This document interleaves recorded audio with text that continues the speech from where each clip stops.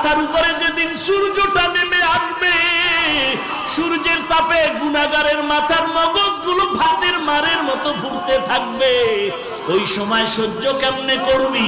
একটা বেতের বাড়ি দিলে সহ্য করতে পারি না। যদি গুনাহগার হয়ে কবরে যায়, ফেরেশতাদের আঘাত কেমন করে সহ্য করব? চিন্তা ভাবনা করে দেখলাম দুনিয়ার সম্মান টাকা পয়সা কিছুই না। আজকে টুপির কারণে, দাড়ির কারণে না খাইয়ে আমরা কেউ মরি নাই, বরং আল্লাহ রাজকীয় হালে সম্মান দান করেছেন। ঠিক কিনা বলো?